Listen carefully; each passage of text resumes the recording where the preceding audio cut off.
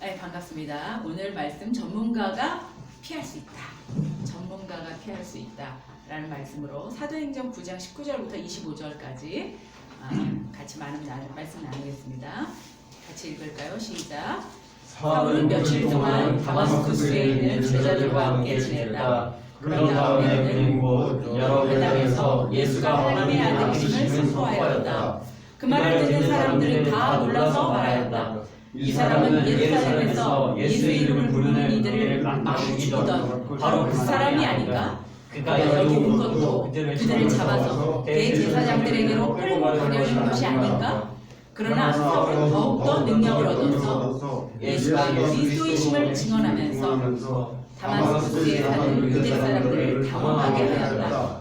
여러 날이 지나서 유대 사람들이 사울을 죽이기로 모의하였는데 그들의 음모가 사울에게 알려졌다. 그들은 사울을 죽이려고 밤낮으로 모든 성문을 지키고 있었다. 그러나 그의 제자들이 밤에 사울을 바구니에 담아서 성 밖으로 달아내렸다. 아멘. 전문가 시대가 되었습니다. 김미경은 그의 저서 리부트에서 미래는 과거에 우리가 살아가는 방식이 아닌 새로운 방식으로 살아갈 것이라고 말했습니다.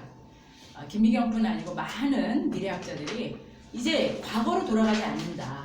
이제 새로운 세상이다 라고 얘기들을 하고 있습니다. 특별히 모든 것이 디지털 미디어를 사용하는 세상이 됐어요. 개인의 아주 세부적인 그 전문적인 기술과 재능들이 활용될 것이라고 얘기하고 있습니다. 지금도 이미 그렇지만 촬영 전문가, 영상 기획 전문가, 자막 전문가, 유튜브 빅데이터 전문가, 썸네일 전문가들이 더 많이 각광을 받는 시대가 되었습니다. 모든 회사들이 모든 업무를 디지털화해서 급속히 모든 업무를 디지털화로 진행하고 있습니다.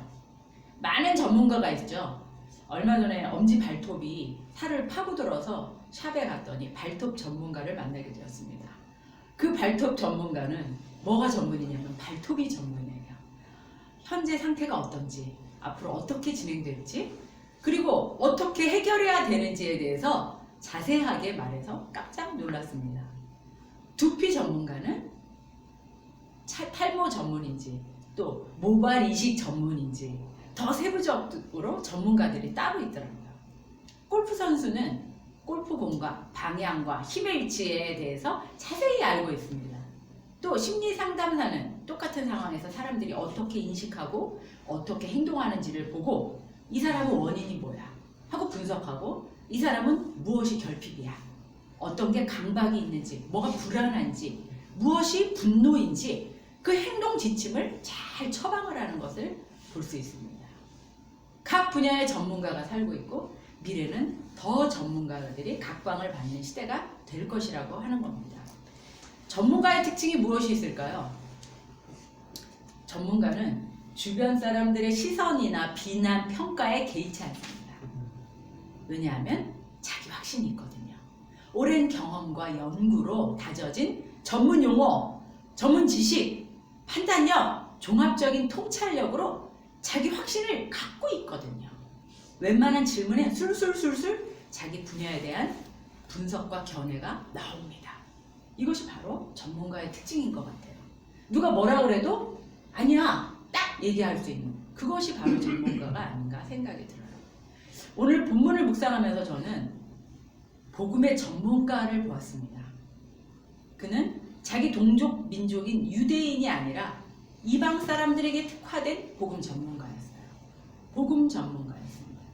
유대인들이 죽이려고 모략을 세우고 모함하고 달려들었지만 그는 개의치 않았어요. 확고한 자기 확신을 가지고 이방 사람들에게 복음을 담대하게 전했습니다. 그의 이름은 누굴까요? 사울. 맞습니다. 유대식 이름은 사울, 이방인의 이름은 바울이라고 합니다. 우리도 그처럼 복음을 전함에 프로페셔널한 전문가가 됐으면 하는 바람을 갖고 있습니다. 하나님의 사람으로 영적인 전문가가 다 되어야 되지 않겠습니까? 그런 영적인 전문가, 하나님의 사람의 전문가가 다 되시길 축복합니다. 오늘 본문은 다마스커스로 예수 믿는 사람을 잡으러 떠났던 사울이 예수님의 그 눈부신 빛 앞에 눈이 멀어서 3일 동안 안 보이는 그런 시간을 지내다가 순종의 사람 누구였죠? 아나니아의 그 중보 기도로, 안수 기도로 다시 눈을 뜨게 된 장면이 나옵니다. 눈을 뜨게 되자마자 사울은 유대인의 회당에 가서 예수가 하나님의 아들이고 그가 바로 우리가 기다리던 메시아 구원자라고 전하고 있습니다. 그러자 유대인들이 깜짝 놀랐어요. 당황하기 시작했어요. 사울 청년은 며칠 전만 해도 유대인 중에서 엄친아로 믿었던 청년이었거든요. 대표였거든요. 그는 유대인의 가치를 대적하는 그리스도인들을 척결하기 위해서 대제사장의 허락을 받아서 이곳 다마스커스까지 원거리 사격을 위해 온 사람이 아니던가요? 그런데 그 느닷없이 잡으러 온 그 사울이 예수 편을 들고 있는 거예요.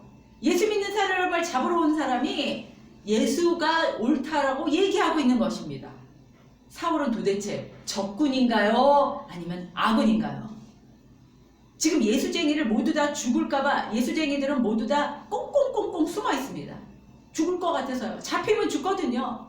그런데 저 사울은 많은 사람들이 모이는 회당에서 대놓고 예수가 하나님의 아들이라고 떠들어대고 있지 않습니까? 도대체 사울의 진심은 무엇일까요? 저 사람 왜 저러고 있는 걸까? 나만 불편한가? 사울은 알고 있었습니다. 유대인들에게 나서면 죽게 된다는 것을. 자기가 그토록 살기 등등해서 주기로 했던 기독교인이었는데 이제는 내가 바로 기독교인이 되었기 때문입니다. 사람들이 웅성거리자 사울은 물러서지 않았어요. 더욱 소리 높여서 복음을 전했어요. 그 대단한 용기 어디서 나오는 걸까요? 그러자 유대인들은 마침내 판단했어요. 사울이 변했구나.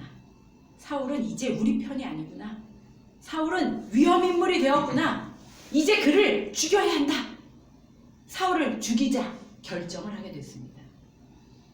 그러나 사울은 쉽게 잡히지 않았어요. 그를 바구니에 대롱대롱 매달아서 성문 밖으로 빼내준 사람들이 있었기 때문입니다. 그는 담대하게 복음을 외쳤지만 구출받았어요. 아직 복음의 전문가 일을 시작도 안 한 상황이었기 때문에 하나님께서 그를 구해주신 것 같습니다. 오늘 본문을 통해서 영적인 힘은 어디서 오는가? 사울이란 그 전문가는 어떻게 해서 그렇게 복음의 전문가가 될 수 있었을까? 생각해 보게 되었어요. 여러분도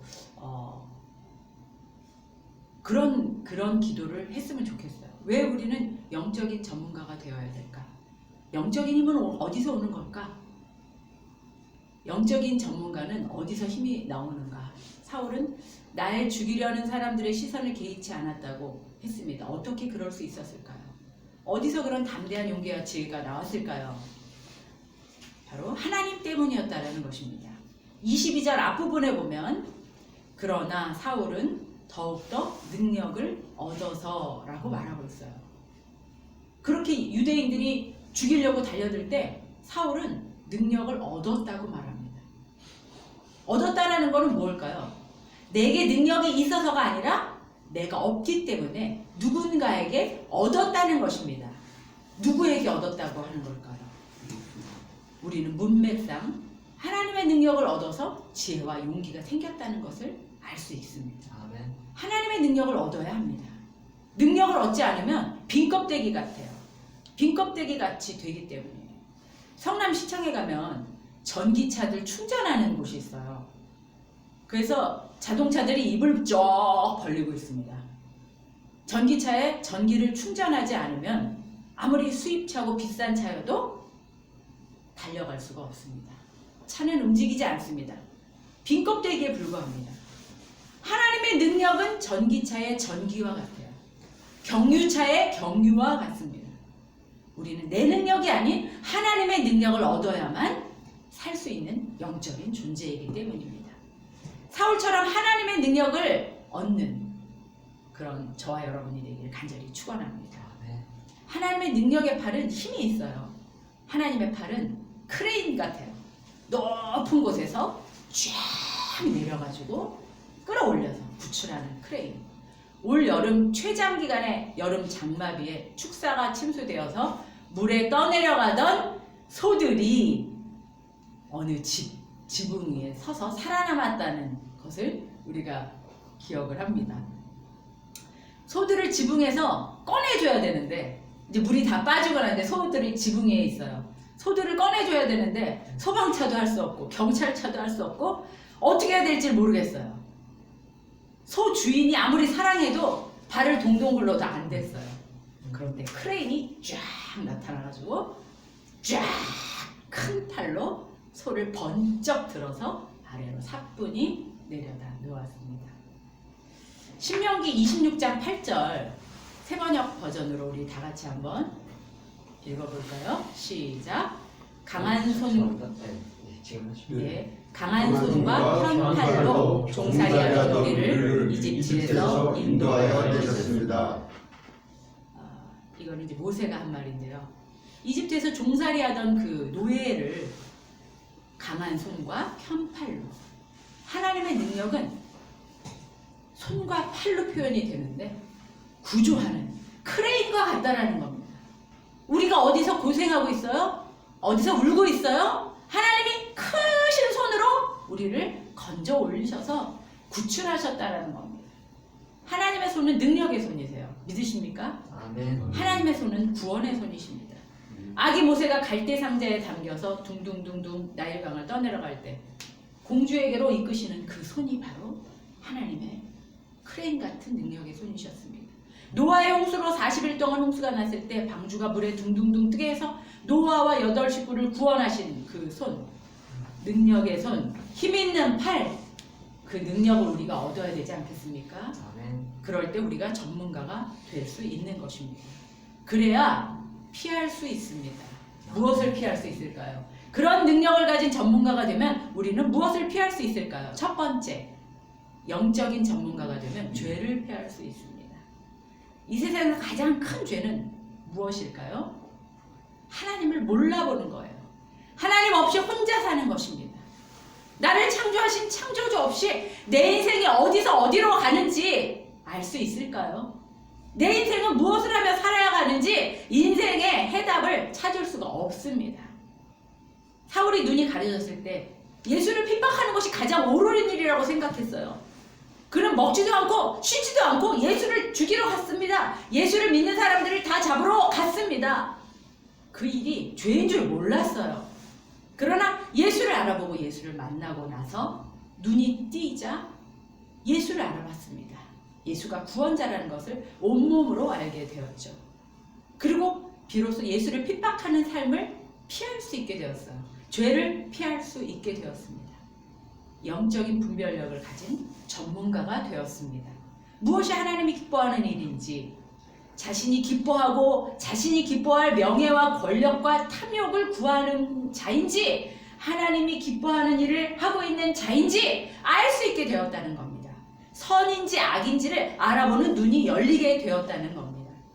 미세먼지가 뿌옇게 시야를 가리면 청명한 가을 하늘이 눈앞에 있어도 회색으로 보이게 되죠. 영적인 힘을 얻고 영적인 전문가가 되면 우리의 시야를 가린 뿌연 죄가 거쳐지게 되고 청명한 하늘을 볼 수 있게 되는 것입니다. 우리 시야를 뿌옇게 흐리는 죄는 무엇인가요? 하나님보다 우월하다는 오만함은 아닌가요?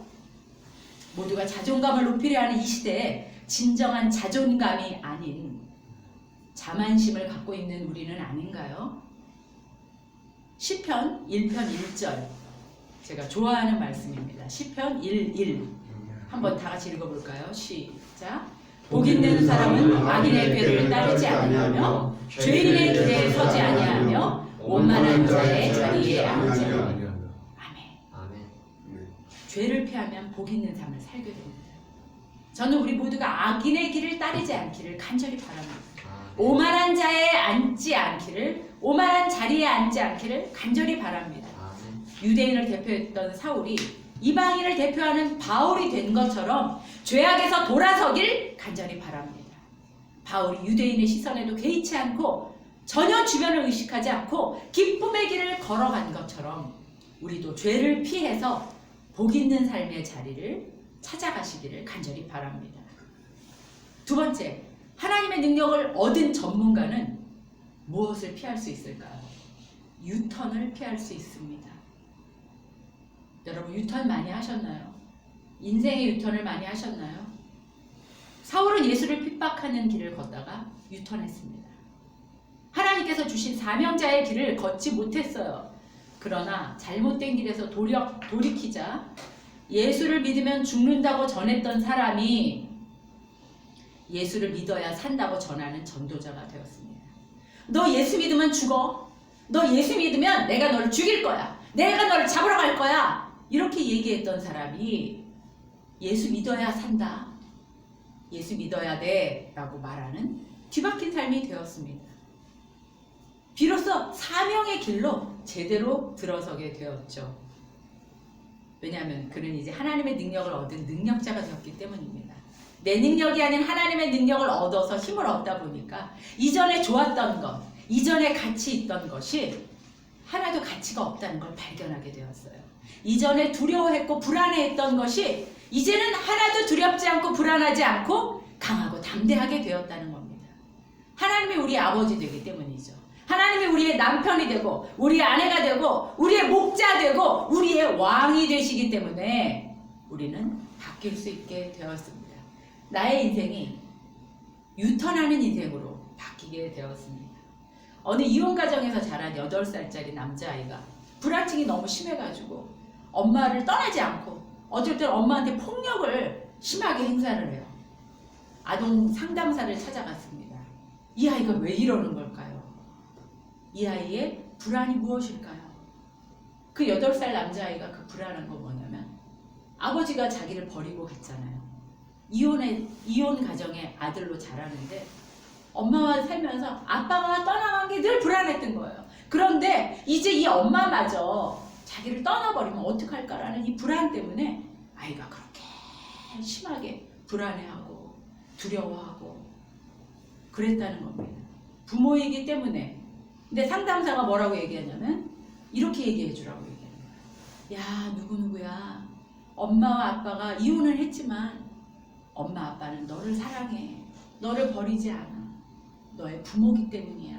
라고 얘기해 주라고 했어요. 이혼을 해도 자녀 양육은 계속 돼야 되잖아요. 사람도 자식 양육에 의무와 책임이 있는데 하물며 하나님 아버지께서 십자가의 아들을 죽이신 그 핏값으로 우리를 사셨는데 우리를 잊지 않으시고 우리를 버리시지 않으시지 않겠습니까? 신실하신 하나님이 어제나 오늘이나 동일하게 우리를 사랑하지 않으시겠습니까? 우리는 때로는 하나님이 날 버리신 것 같고 이제는 하나님이 날 사랑하지 않는 것 같을 때가 있죠. 그렇지만 기억했으면 좋겠습니다. 하나님은 우리를 절대 버리시지 않으신다라는 것. 우리는 복음의 전문가, 영적인 전문가가 되어야 합니다. 그래야 두려움에 빠지는 잘못된 길, 외로움으로 가슴 아픈 악의 길로 가지 않게 되기 때문입니다. 하나님이 주시는 유턴하는 인생이 아니고 지름길로 가게 되기 때문입니다. 시편 119편 한번 읽어볼까요? 시편 119편 105절. 제가 좋아하는 말씀입니다. 다 같이 읽겠습니다. 주님의 말씀은 내 발의 등이요 내 길의 빛이다. 아멘. 바닥을 보세요. 내 발이 보이시나요? 내 발에 등불을 켜주시는 분 하나님이십니다. 눈을 들어서 앞을 보세요. 내가 걸어가는 길이 보이시나요? 그 길에 등대가 되어주시는 분, 길을 안내해 주시는 분, 그분이 바로 우리의 아버지십니다. 그분이 바로 우리의 하나님이십니다. 영적인 전문가는 가는 길이 다르답니다. 왜냐고요? 하나님이 알려주시잖아요. 내가 밤길을 걸어가는데 등불이 되어주시고 손전등으로 내 발끝을 내가 가는 길의 끝을 비춰주시는 분이시기 때문에 나의 인생길 하나님의 능력으로 걸어가는 나의 인생길 내 맘대로 내가 걸어가는 것이 아니고 유턴하는 인생이 아니고 지름길로 걸어가는 방법을 소유한 우리 모두 되기를 간절히 바랍니다. 어떻게 해야 전문가의 길을 걸어갈 수 있을까요? 2가지 말씀드리겠습니다. 첫째, 하나님께 전원을 꽂아야 합니다. 차가운 우리 가슴에 예배라는 전기를 꼽아야 하나님과 연결됩니다. 내 영혼의 안테나를 높이 세우시기 바랍니다. 안테나를 높이 세우는 것은 하나님을 의지하는 겁니다. 나 혼자서 전파를 잡을 수 없어서 팔을 높이 올리는 것입니다. 구조를 요청하는 것입니다. 하나님 도와주세요 하고 외치는 것입니다. 전기차에 전기를 충전하듯이 여러분이 경유차라면 경유를 충전해 보세요. 하나님의 손을 잡지 않으면 물에 빠집니다. 간절함으로 사모함으로 하나님과 연결되시기를 간절히 축원합니다. 아멘. 아멘. 믿습니다. 두 번째, 어떻게 해야 전문가의 길을 갈 수 있을까요? 은사를 개발해야 합니다. 자신의 은사를 개발해야 해요. 하나님은 누구에게나 각각의 은사를 다 주셨어요. 안 주신 은사가 없습니다. 그 은사와 전문성이 어우러져 가지고 그리스도의 몸이 세워지는 것입니다. 에베소서 4장 11절 다 같이 읽어보시겠습니다. 시작. 그분께서 어떤 이들은 사도로, 어떤 이들은 선지자로, 어떤 이들은 복음 전도자로, 어떤 이들은 목사와 교사로 세우셨다. 16절도요. 온 몸은 그리스도께 속해 있으며 각 마디를 통하여 도움을 받아 함께 연결되고 결합된다. 각 지체가 자기의 분량대로 역사함을 따라 몸이 자라나며 사랑 안에서 자신을 세워간다. 각 지체가 자기의 분량을 잘 감당할 때 자기도 자라난다는 거예요. 몸이 자라나고 자신을 세워가게 된다는 겁니다. 이것이 바로 우리의 그 은사를 개발해야 되는 이유죠. 어떤 분은 너무나 사교적인 분위기를 잘 이끌어주는 은사를 갖고 계세요. 어떤 분은 상대방의 기분을 잘 살필 수 있는 세심한 촉을 가지신 분도 계시고, 어떤 분은 인색함이 없이 넉넉하게 그냥 물질을 잘 흘려보내는 분도 계세요. 또 어떤 분은 아유 잘하셨어요, 괜찮아요 이러면서 용기를, 위로를 주시는 분도 계세요. 또 어떤 분은 기술력, 정보력, 관리력 이런 것들을 가지시는 분도 계세요. 사울은 자신의 은사를 활용하고 개발해서 하나님의 사명을 멋지게 프로페셔널하게 감당한 전문가였어요. 사울은 당시 학문과 유대와 헬라 언어 능력이 탁월했어요. 언어가 몇 가지를 할 수 있는 사람이었어요. 진리를 탐구하고 또 논리적으로 말하고 글을 쓰는 은사가 있던 사람이었어요. 그래서 이 사울은 예수 그리스도가 죽고 나서 이 예수 그리스도가 십자가에 죽으신 이것들을 구약과 잘 조직적으로, 신학적으로, 체계적으로 이 모든 사건을 정리해가지고 신약 성경을 완성한 사람이잖아요. 그의 복음에 대한 열정과 개척의 은사는 3번에 걸친 전도 여행으로 터키 일대 수많은 교회를 개척하는 일을 했습니다. 그는 은사를 개발한 사람이에요. 자신을 키운 사람이에요. 자신이 성장한 사람입니다. 중요한 것은 은사는 높고 낮은 계급이 아니라는 겁니다. 단지 역할만 다르다는 거예요. 목사도, 찬양 인도자도, 교사도 각자의 위치에서 교회를 이루어가는 평등한 구조라는 것입니다. 오직 예수님만, 하나님만 우리의 주인이라는 거죠. 루터는 1517년 종교개혁을 했을 때 이미 만인 제사장설을 주장했습니다. 권위와 존경은 필요하지만 돈과 권력을 휘두르는 권력을 가지면 안 된다는 것. 권력은 하나님 뜻에 어긋나기 때문에 많은 사람들을 다치게 한다는 겁니다. 또 한 가지, 은사를 통해서 나를 발견하면 좋겠습니다. 연말에 성탄절과 송구영신 예배 행사나 제자훈련을 통해서 그런 계획들을 갖고 있거든요.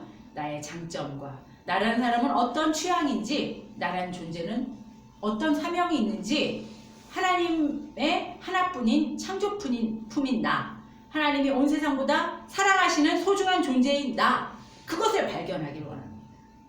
그게 자기 혼자서 발견하는 것도 중요하지만 이런 작은 공동체에서, 우리 가족 같은 공동체에서 서로 발견해주고 장점을 격려해주고 또 그 사람의 달란트들을 자꾸 개발해주는 것이 얼마나 소중한지 모르겠어요. 그러면 영적인 전문가의 수준이 탄탄해지지 않겠습니까? 남의 것이 아닌 나 자신의 것을 개발하고 극대화하는 저와 여러분이 다 됐으면 좋겠습니다.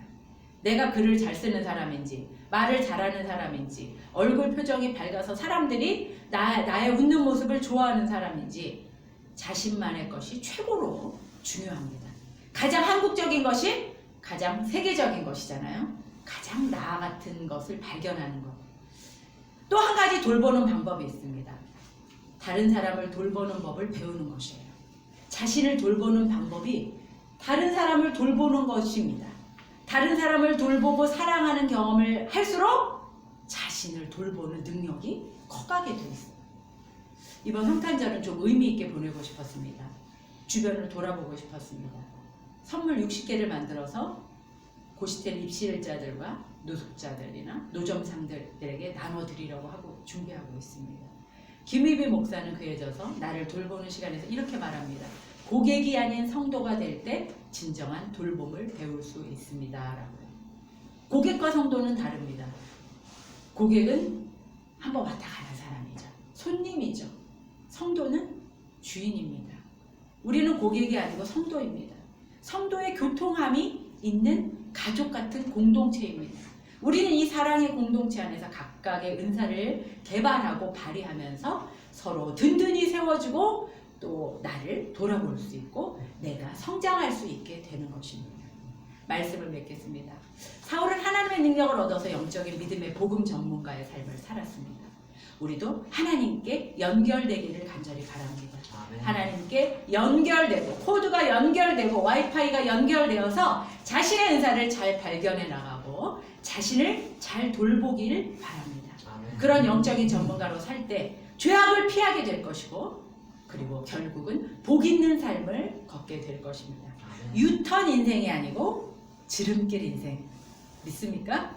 아멘. 유턴 인생이 아니고 지름길 인생을 우리가 살게 될 것을 믿습니다. 기도하시겠습니다.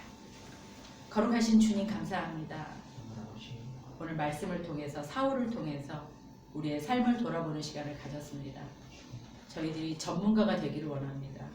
사울과 같이 저희들이 달란트들과 재능과 은사들이 다 개발되고 발휘되기를 원합니다.